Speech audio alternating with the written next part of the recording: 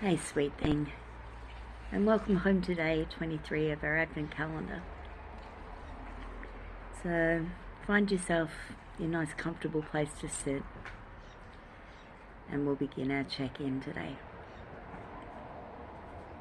What position feels the most supportive for you?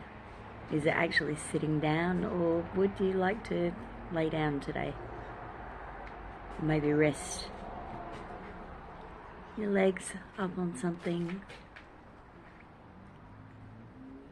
Try to find a position where it's not the activity of your muscles that's keeping you in position, but maybe whatever you choose to rest against. Take a few breaths to check in. Make sure excuse me, that you are comfortable. And then when you're ready, relax your gaze or close your eyes, and let's take our settling breath together. Breathing in through the nose or the mouth, which is more comfortable today. And then opening the mouth wide and sighing that breath out. And again, filling the body with fresh oxygen on your inhale. And sighing it out and letting something go on the exhale. And one more time. Nice big inhale. Beautiful deep exhale. Now if you feel like you've been carrying around an awful lot in the last couple of days, feel free to do another few of those big sighs out. Let everything go. Allow your body to settle and to soften. And just find a place of stillness and comfort. So today I want to start with a quote from my Tiny Buddha's Page a Day calendar. It's from Jennifer Rasson. And she said, "I'm sure we've all heard expectation is the root of suffering. So maybe instead of expecting anything to make us happy all the time, we just need to prioritize the things that bring us joy, even if they look like wasting time to everyone else. Then we could visit our happy places more often and stay as long as we like when we get there." There's something to be said for these little pockets of time that look like we're wasting time or doing something unproductive. We talk a lot over the last few weeks about recharging our batteries and how that might look. It doesn't have to take a lot of time. But spending time doing things that make you happy, that have nothing to do with monetization, without being good at a thing, it's vital for us. You know, birds sing, so why shouldn't we create or dance, sing? Why shouldn't we also be able to self-express without somebody saying, "Oh, you're really good at that, you should have an Etsy shop," where all of a sudden the thing that we enjoy becomes another means to an end? What can you do today for 5-10 minutes that feeds you on a soul level, but that has nothing to do with adding something financial to your world? You might have heard me say many times before, I love to dance, but I have absolutely zero skill. For me, it is the purest form of self-expression. I hear music, I can't help but move to it. Nobody is ever going to look at me and say, "Wow, that girl's got moves." But here's the thing. Enthusiasm is more important. Losing yourself in a moment of pure self-expression, pure joy. Something that you can take with you long after the song ends. That's what it's about. That's the thing that lights you up inside and makes you unforgettable. It isn't how well you move. It isn't how beautifully you paint. It isn't about the books that you read and how informed and intelligent they make your opinions. My question for you today: if somebody asked you to name your guilty pleasure kind of activity, what would you name?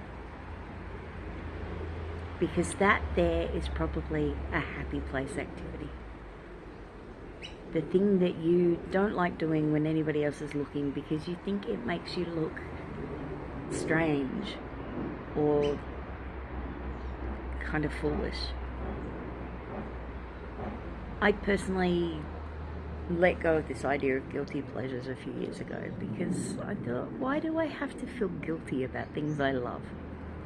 So whether it's, you're a fan of a fandom that is a bit problematic these days, but still takes you back to a time in your life where everything seemed like magic. Maybe it's something that you love to do, like me and dancing, that you have no talent for, you have no innate skills, and yet every time you do it, you feel closer to yourself.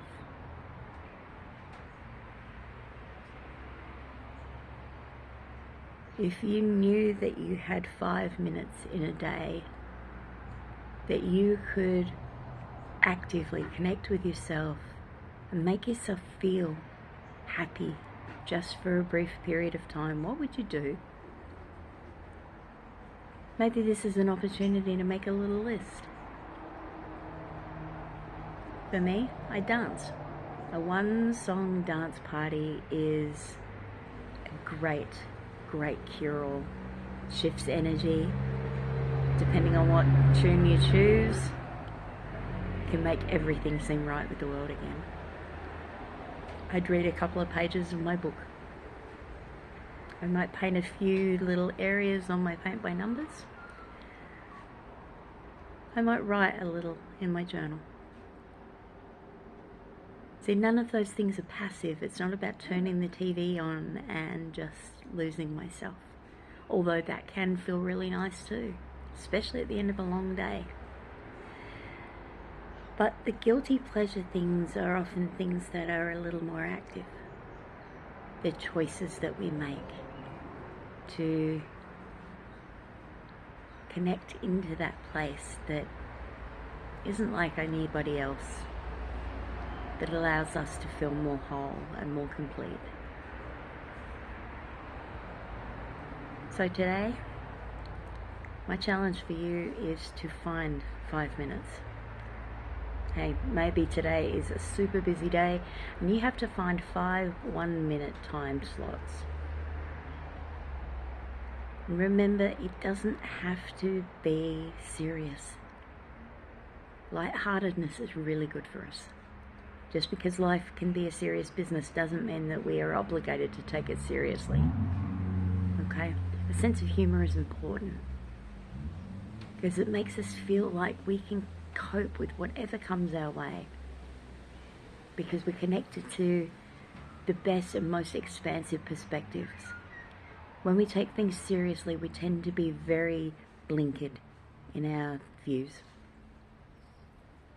Whereas humor allows us to have a wider perspective, to consider possibilities that might seem ridiculous in any other circumstance.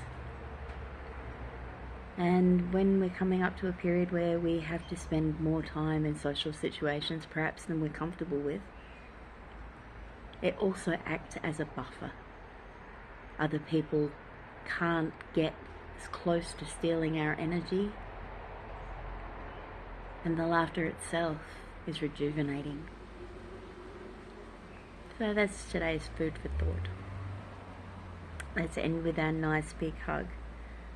So 2 hugs here coming in for our survival. Find 2 more if you can, or give yourself 2 more. Okay, 4 hugs a day we need for survival. 8 for maintenance, 12 for growth. Choose your level and commit to it. It does make a difference. So let's inhale the arms out wide to either side. Smile up at the sky. And then exhale, cross the right arm on top of the left. And give yourself the hug that you need. Breathe into it. And feel the comfort of your hands resting on your body. And let's take it over to the other side. So inhale the arms out wide. Left arm crosses on top of the right this time. Know that you are not in this hug alone. If it's still feeling awkward, don't worry. Just convince yourself that we're doing this for a nice little stretch across the shoulder blades, even though we know it's a sneaky hug. Alright, unwind, come back to center. Until we're together again, which I dearly hope is tomorrow. Mind how you go, sweet thing.